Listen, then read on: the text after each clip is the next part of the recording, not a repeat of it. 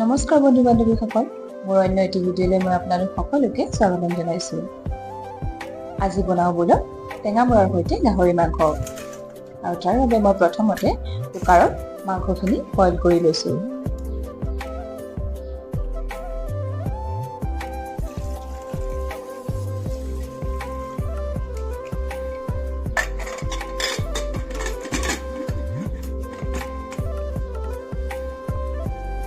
আৰু এফালে মই এতিয়া পাচলিখিনি কাটি ল'লোঁ। তাৰপাছত এতিয়ালৈকে মাংসখিনিও বইল হৈ গ'ল। বইল হোৱা মাংসখিনি মই এতিয়া বাতি এটাত বাকি ল'লোঁ।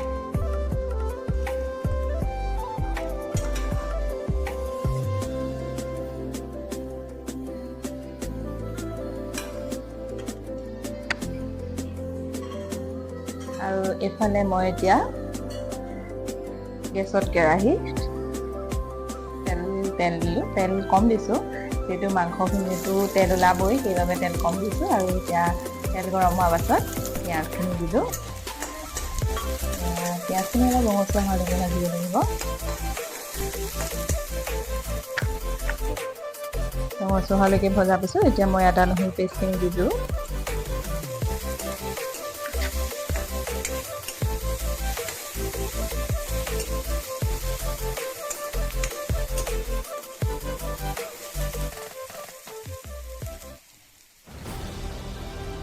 আৰু এতিয়া মই বইল কৰি থোৱা মাংসখিনি দি দিছোঁ।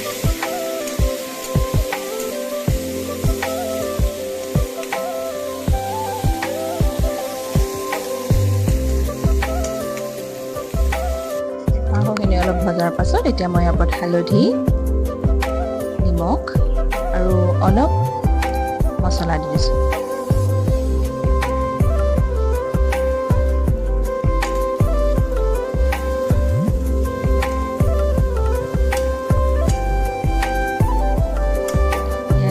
মাংসখিনিৰ পৰা তেল ওলাইছেই। অলপ সময় সিজাৰ পাছত মই এতিয়া বিলাহীখিনিও ইয়াৰ ওপৰত দি দিছোঁ।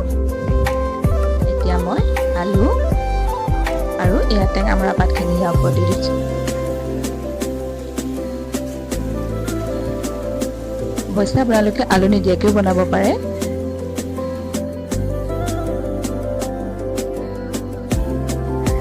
অলপ সময় পানী দি সিজিবলৈ দিলোঁ।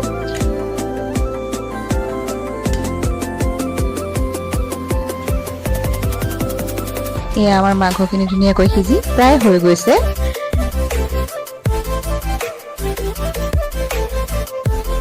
এয়া খাবলৈ ৰেডি।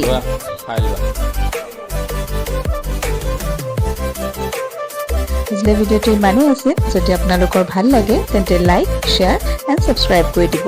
আজিলৈ আহিছোঁ, বাই।